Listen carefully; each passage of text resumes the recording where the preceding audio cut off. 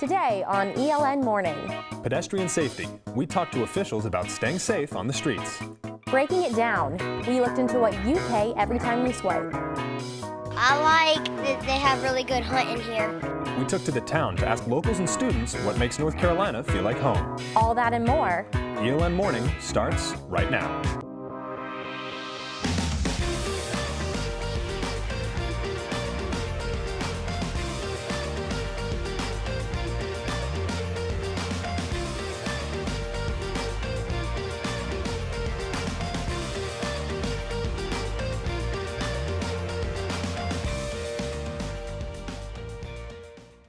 Good morning, Elan. Thanks so much for joining us. I'm Megan Gittleman. And I'm Alex Hager. We begin this morning talking about safety on the streets of Elan's campus. Over the past 3 years, 3 Elan students have been struck by moving vehicles. 2 of those victims faced life-threatening injuries.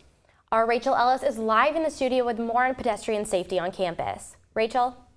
Yes, good morning, Alex and Megan. Elan senior Olivia Hobbs is recovering this week after being struck by a car last Thursday. Hobbs was taken to the hospital with non-life-threatening injuries, and I spoke with a law enforcement official how both the pedestrians and drivers can be safer on the road.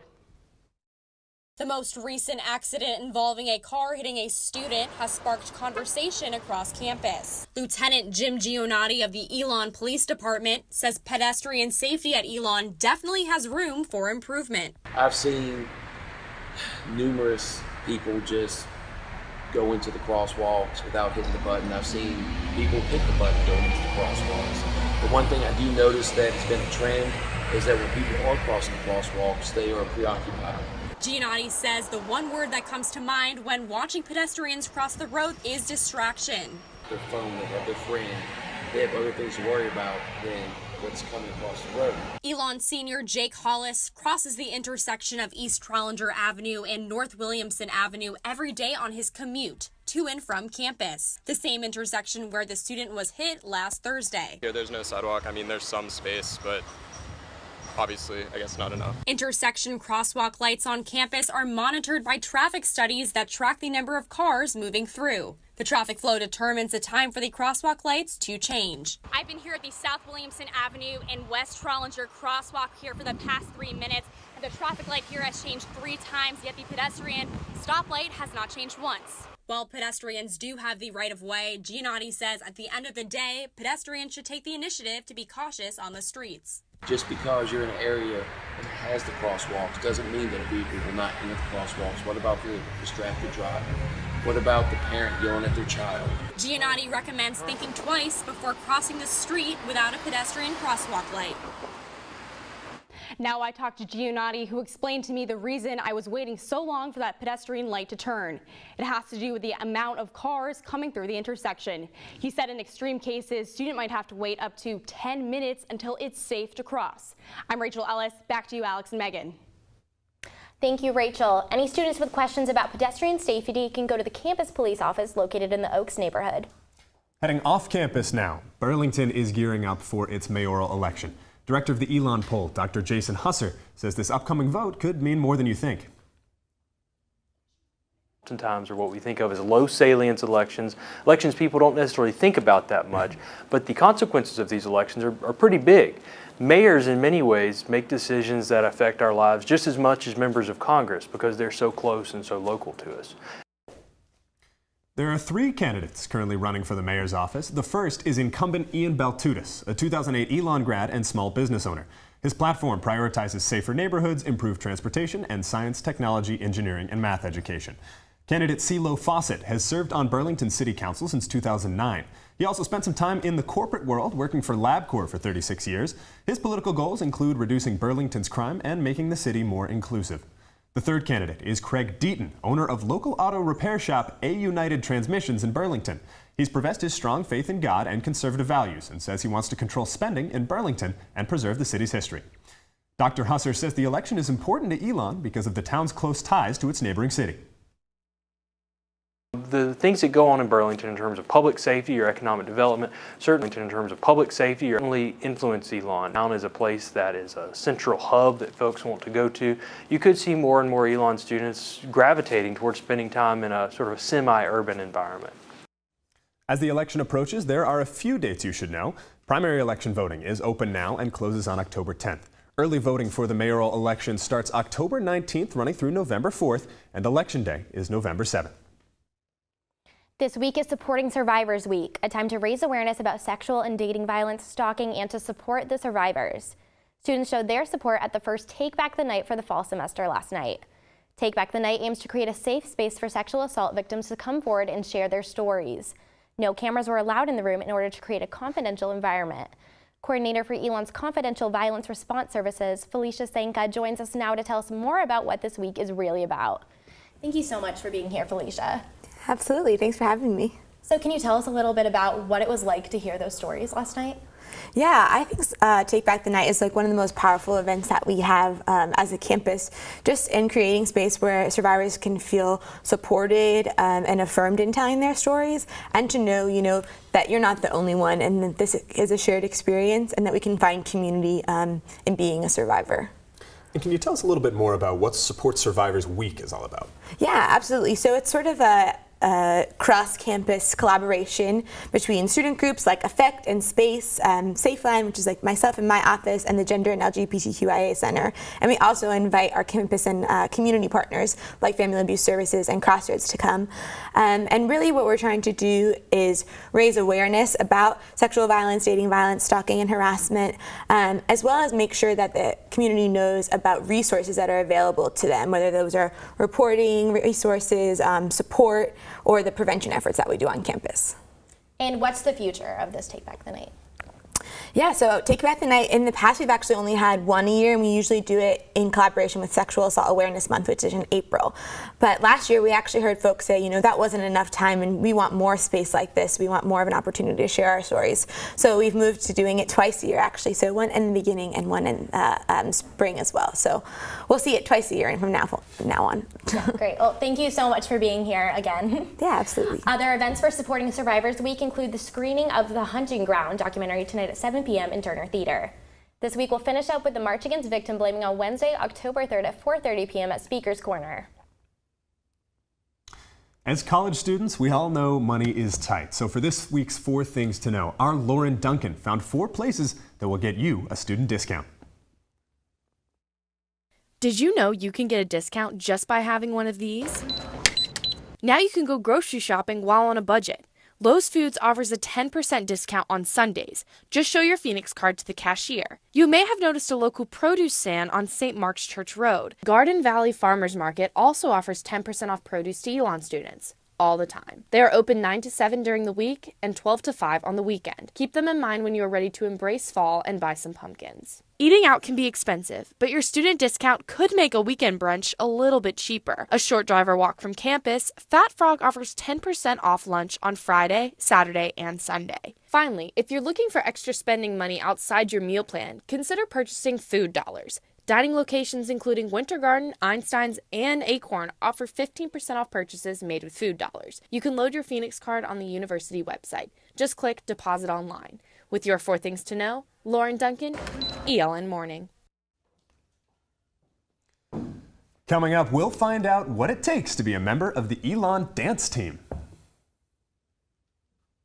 And if your meal plan still has you scratching your head, we've got a breakdown so you can take full advantage of campus's dining options.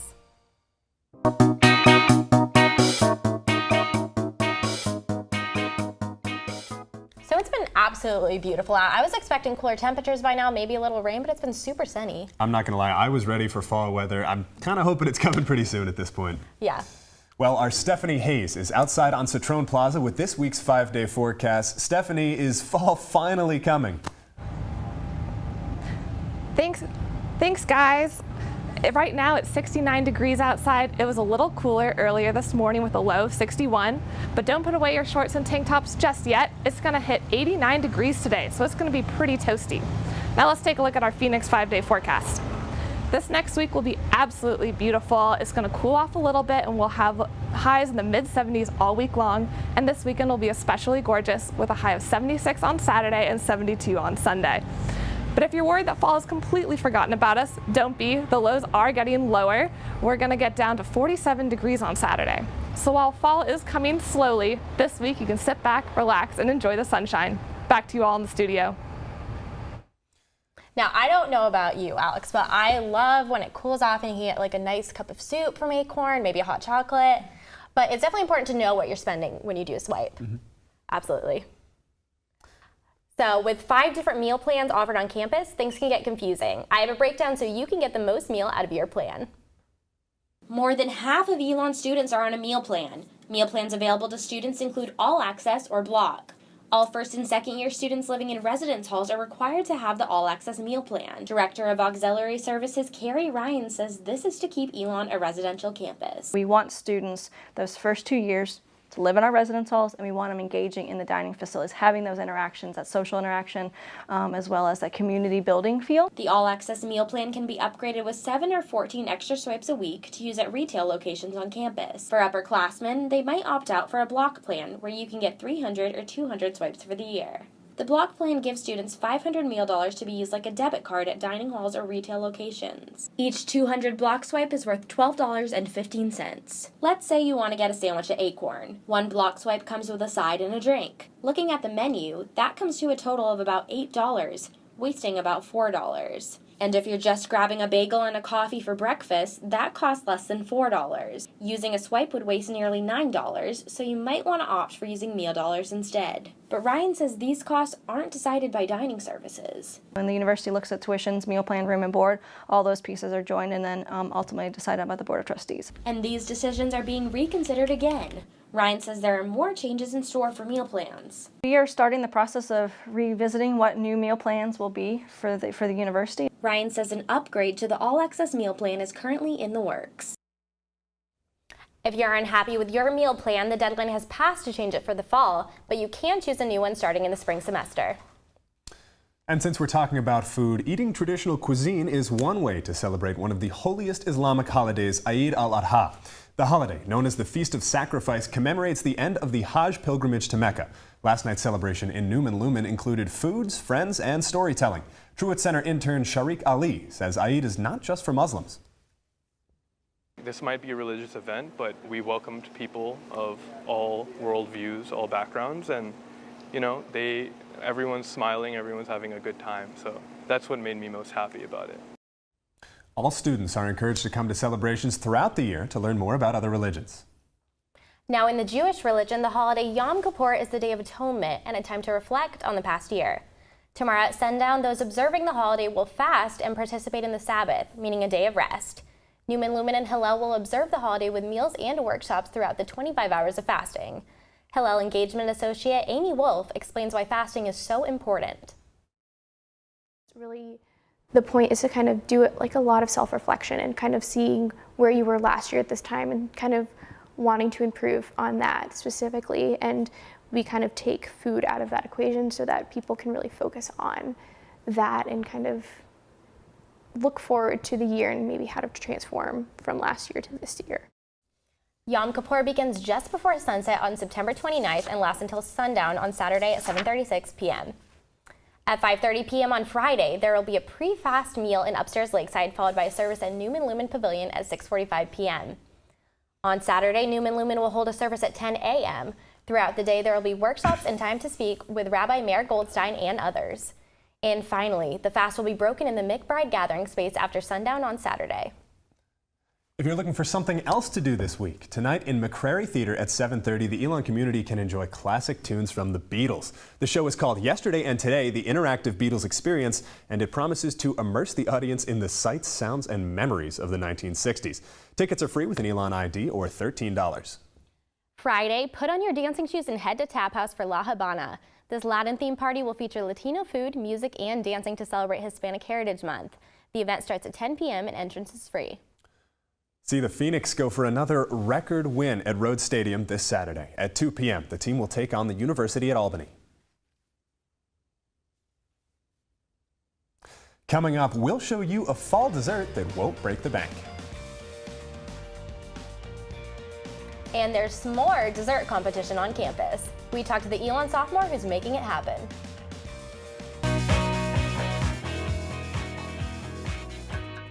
This month is National Hispanic Heritage Month and goes through October 15th.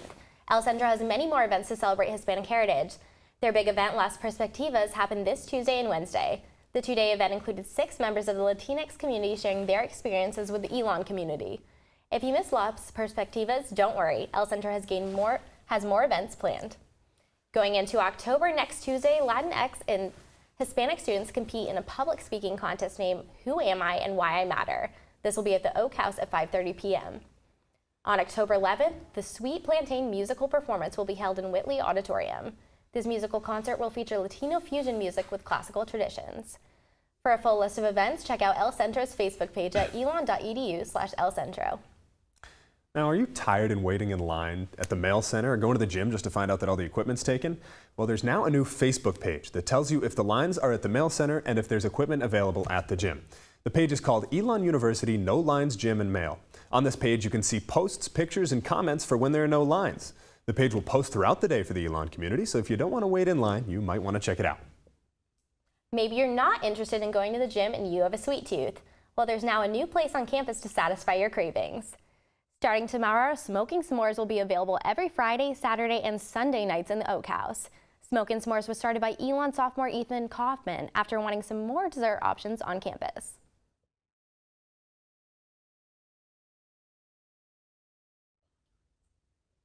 We apologize for technical difficulties. A kit for the classic s'mores is $3.99. For a specialty s'more like Reese's, cookies, and cream or mint, their cost is $4.99. You can find Smokin' S'mores Friday through Sunday from 7 p.m. to 11 p.m. in the Oak House.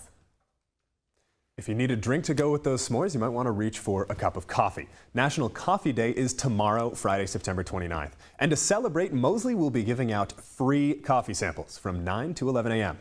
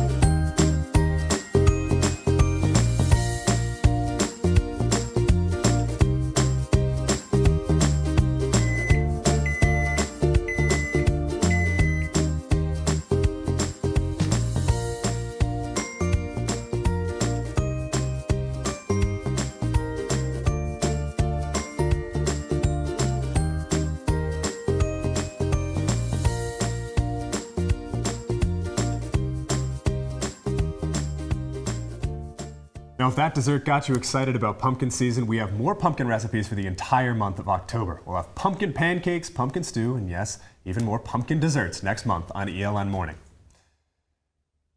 Now, something you might not know is that today is National North Carolina Day. Our Samantha Casamento took to the streets to ask people what they love about this state.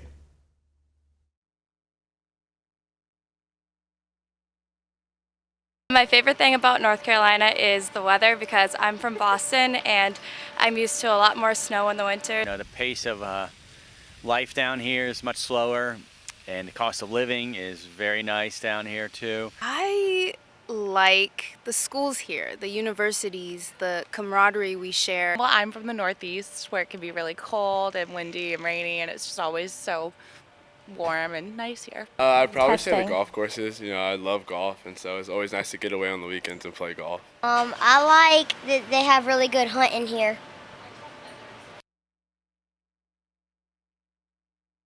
Super cute. I gotta say, I love the state too. It's a great state. I've been out west a few times. The mountains in western North Carolina are easily my favorite part. Yeah, absolutely.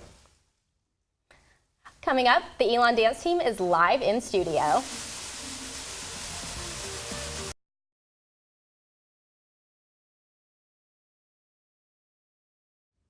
We have Maddie, Ellie, Kayler, and Chloe from the Elan dance team here. Thank you guys so much for being here. No worries. So tell me, how did you guys get into dancing? Did you do it in high school or? So I actually started dance when I was 2.5. I was a very overactive child and had a mother who couldn't really handle it too much.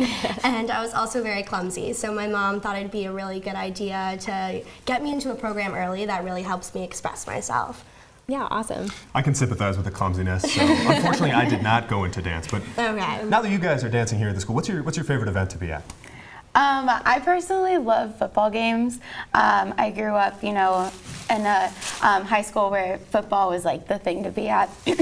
And so I really enjoy, you know, just being in front of the crowd. And same with basketball games. Honestly, I love it all. I can't really pick a certain event, but football is probably my favorite season. Mm-hmm. All right, guys. Well, I hear you have a couple moves to show us. Oh, yeah. Let's start with that. Okay, so we're actually going to show you one of our cadences. So this is what we do whenever they have a break. Okay. So you actually go, you're going to start, you go up, then down, okay, then up, then down, and then you're going to go hip, hip, and then you go down, okay, and then you go up. So we actually call that one candy. So we usually do it to faster music, but so you go up, down, side, side, down, and clap. Okay. Yeah. Might have it. Might have it. There's a learning curve. I'm picking it up. Yeah. I mentioned the clumsiness. We're getting there. All right. One more time. Yeah. So up and down, and hip, down, clap. You got it. Do you guys want on the team? This is awesome. You guys want to show side to side now? Sure. For real? All right. I want to get in 2 lines. Yeah.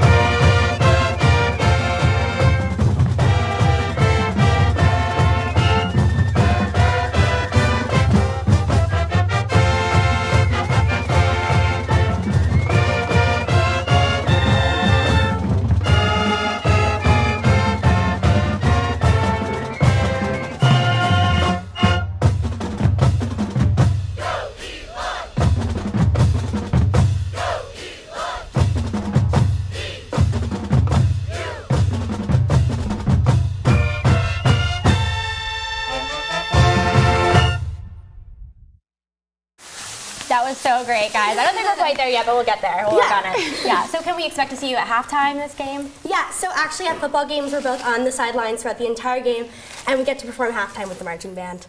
Awesome. And homecoming? And homecoming. We'll be right at homecoming, for sure. Yeah, are you guys excited? Oh, yeah. It's always the best, and it's good because dance team alumni also come back, so we get to see a bunch of people in the stands. Yeah, we can't wait to see you guys. Thank you so much for being here again. Thank you. No worries. And for all the news when we're not on the air, be sure to check out our website, elannewsnetwork.com.